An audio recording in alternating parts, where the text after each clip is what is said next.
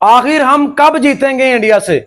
हमने टीम बदली, प्लेयर बदले, कप्तान बदला, कोच बदले, लेकिन पाकिस्तान टीम के हालात नहीं बदले। आज भी पाकिस्तान इंडिया से वैसे ही मैच आ रहा है जैसे पहले मैच आ रहा था, बल्कि आज तो हम वन साइडेड मैच आ रहे हैं।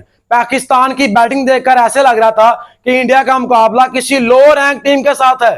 कहने को तो हम एशिया की सेकंड बेस्ट टीम है, लेकिन क्या आज पाकिस्तान ने जो बैटिंग की है वो किसी सेकंड बेस्ट टीम की लग रही थी? मुझे तो यह लग रहा था कि इंडिया के खिलाफ कोई एसोसिएट टीम खेल रही है। आपसे अच्छी क्रिकेट तो यूएई की टीम ने खेली थी।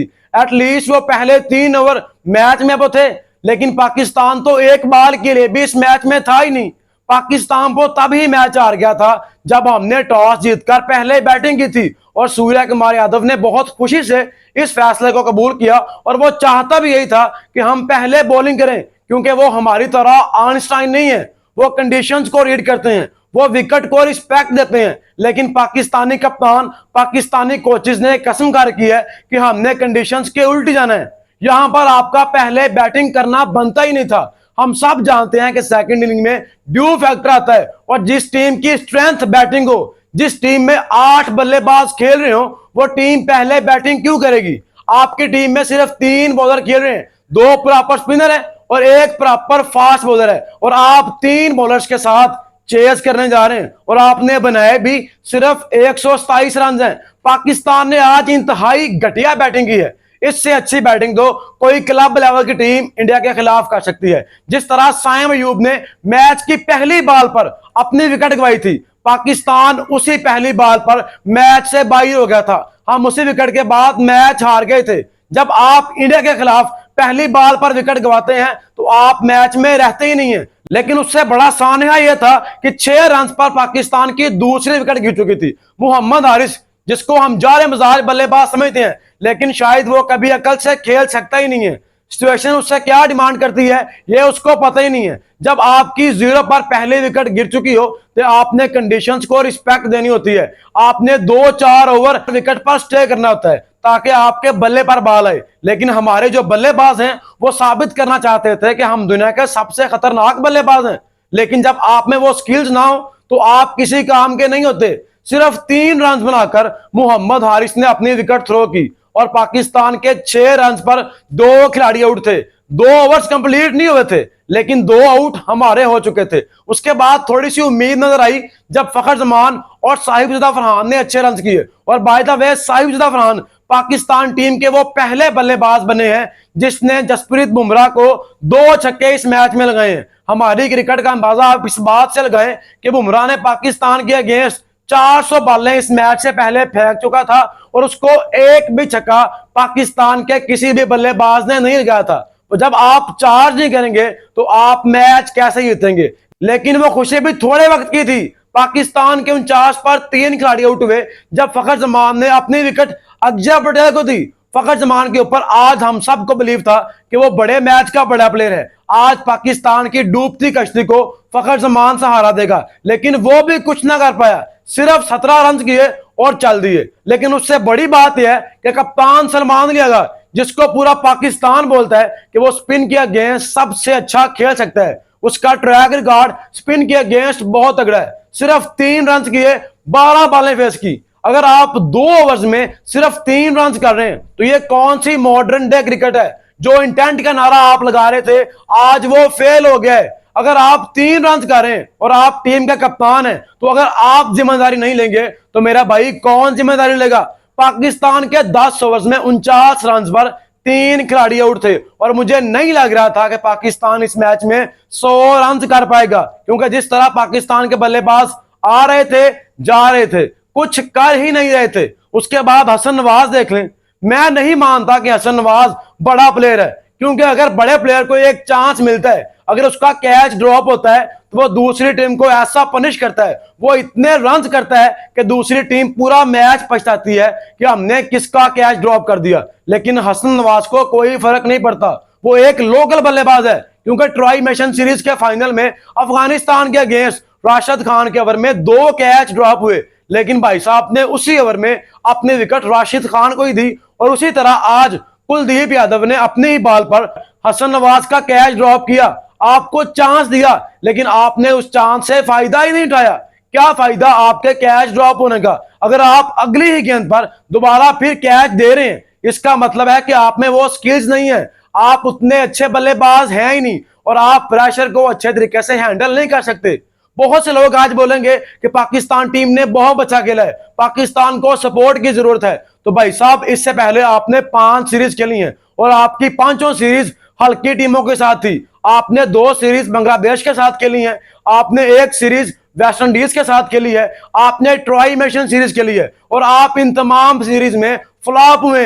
आपकी बैटिंग लाइन स्पिन के अगेंस्ट एक्सपोज हुई है, और मैं तब से बात बार बार कर रहा था कि आपको अपनी बैटिंग पर काम करना है। अगर आप ओमान के अगेंस्ट 160 रन कर रहे हैं, तो मैंने यह खदशा जाहिर कर दिया था कि अगर आप ओमान के बॉलर्स को, अगर आप ओमान के स्पिनर्स को नहीं खेल पा रहे, तो इंडिया आपको 100 रन भी नहीं करने देगी।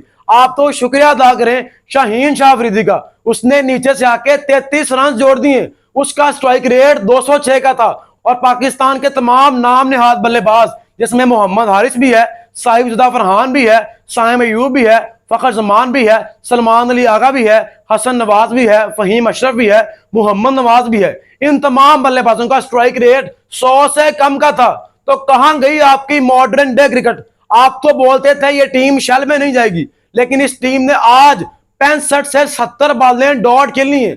आपने एक इनिंग मतलब 20 ओवर में से आपने 12 ओवर डॉट बॉल्स के खेले हैं। तो जो आप नारा लगा रहे थे मॉडर्न डे क्रिकेट का, जो आप बता रहे थे कि इन बच्चों में बहुत सी स्किल्स हैं, सॉरी टू से मैं इस टीम का बहुत बड़ा सपोर्टर था, लेकिन आज जिस तरह ये टीम आ रही है, मतलब लगा ही नहीं कि आप जीतने के लिए मैच खेल रहे हैं। आपको इंडिया के अगेंस्ट कैसे खेलना था यह किसी बल्लेबाज को पता ही नहीं था। अगर आपकी टीम से second top scorer Shaheen Shah Afridi हो, जिसने 33 रन किए, जिसने 4 छक्के लगाए हैं, अगर इस विकेट पर शाहीन शाह अफरीदी 4 छक्के लगा सकता है, तो बाकियों को क्या प्रॉब्लम थी? बाकियों का बल्ला किसने पकड़ रखा था? अगर शाहीन शाह अफरीदी कुलदीप यादव को छक्का मार सकता है, अगर वो वरुण चक्रवर्ती को छक्का मार सकता है, अगर वो हार्दिक पांड्या को छक्का मार सकता है, तो आपके बाकी बल्लेबाजों को मसला क्या था? मुझे सिर्फ यह बताएं, कौन सा ऐसा प्रेशर था कि आपके बल्ले से रन आ ही नहीं रहे थे? मोहम्मद नवाज आज 0 पर आउट हुआ है, फहीम अशरफ ने 11 रन किए, मतलब आपकी टोटल बैटिंग लाइन फ्लॉप हुई है। और जब आप इंडिया के खिलाफ, जिसकी इतनी तगड़ी बैटिंग लाइन है, जो दुनिया की नंबर 1 टीम है, अगर आप उस टीम के खिलाफ सिर्फ 127 रन करेंगे, और अगर आप शाहीन शाह अफरीदी के 33 रन निकाल दें, तो पाकिस्तान की तमाम टीम, आपके 8-9 बल्लेबाज 100 रन भी कंप्लीट नहीं कर पाए, और 40 रन तो साहिबजादा फरहान के थे। मतलब आपके बाकी 8 बल्लेबाजों ने सिर्फ 50 रन किए। इससे बड़ी नाकामी आपकी क्या होगी? कहने को आप दुनिया के सबसे खतरनाक बल्लेबाज हैं, लेकिन आपके पल्ले कुछ भी नहीं है। और जब आप इंडिया के अगेंस्ट सिर्फ 127 रन बोर्ड पर लगाएंगे, तो आप बॉलिंग चाहे जितनी मर्जी अच्छी कर ले, आप मैच जीतने वाले थे ही नहीं। वैसे भी आपके पास बॉलिंग में ऑप्शन ही नहीं थी, और आपके पास सिर्फ एक फास्ट बॉलर था, जिसको पहले 2 ओवर्स में 23 रन लगे थे। आज फिर आपको अभिषेक शर्मा ने बताया कि बड़े प्लेयर्स ऐसे बैटिंग करते हैं। यूए के खिलाफ भी उसके पहले 2 बॉलों पर 1 चौका 1 छक्का लगाकर 10 रन थे, और पाकिस्तान के अगेंस्ट भी पहला चौका दूसरा छक्का लगाकर उसने 10 रन 2 बॉलों पर कंप्लीट कर लिए थे। और जब आपके मेन बॉलर्स को पहली 2 बॉलों पर बाउंड्रीज लगती हैं, आपकी पूरी बॉलिंग लाइन बैठ जाती है, आप में वो दमखम बाकी नहीं आता, और आपने जितने रन किए थे, आप ये मैच जीतने वाले थे ही नहीं। और इंडिया ने ये टारगेट आसानी के साथ 16 ओवर्स में चेज कर दिए, जो कि उन्होंने करना भी था। बल्कि मैं तो ये एक्सपेक्ट कर रहा था कि शायद वो टारगेट 12-13 ओवर में चेज कर दे, क्योंकि जिस तरह की बैटिंग अभिषेक शर्मा कर रहा था, जिस तरह वो पाकिस्तानी बॉलर्स को चार्ज कर रहा था, मुझे लग रहा था कि आज पाकिस्तान को 10 विकेटों से हार मिलेगी। जैसे हमने 2021 के वर्ल्ड कप में 152 रन का टारगेट बगैर आउट हुए चेज किया था, आज मुझे पूरी उम्मीद थी कि इंडिया 127 रन का टारगेट बगैर आउट हुए चेज करेगा। लेकिन आपकी खुशकिस्मती है कि उनके 3 बल्लेबाज आउट हुए, वरना आपने मैच हरवाने में कोई कसर नहीं छोड़ी।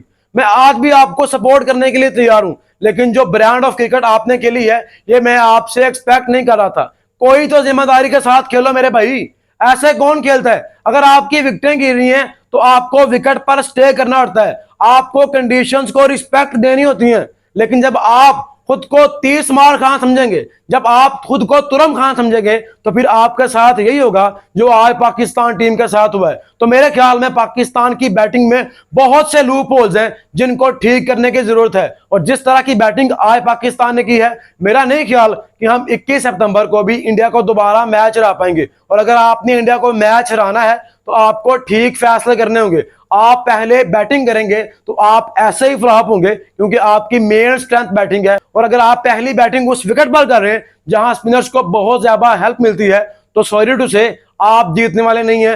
आपको अपना माइंड सेट चेंज करना होगा। अगर आज इस मैच में पाकिस्तान 170-80 रन करता तो पाकिस्तान के बॉलर्स पाकिस्तान को मैच जितवा सकते थे, लेकिन आप शायद जीतने के लिए उतरे ही नहीं थे, क्योंकि आपका कॉन्फिडेंस ही बहुत ज्यादा लूज था। और वैसे भी जब आपका पहला बल्लेबाज 0 पर मैच की पहली बॉल पर आउट हो जाए तो आपके जीतने के चांस बचते नहीं है। बहुत सी कम टीमें ऐसी होती हैं जो पहली विकेट गिरने के बाद कम बैक करती हैं, और वही दुनिया की बेहतरीन टीमें होती हैं। तो आज फिर पाकिस्तान ने साबित कर दिया कि पाकिस्तान की बैटिंग में बहुत सी गलतियां हैं। पाकिस्तान को बहुत कुछ सीखने की जरूरत है। और जब भी पाकिस्तान का मुकाबला किसी बड़ी टीम के साथ होगा तो पाकिस्तान की बैटिंग लाइन ऐसे ही एक्सपोज होगी जैसे आज इंडिया के खिलाफ हुई है।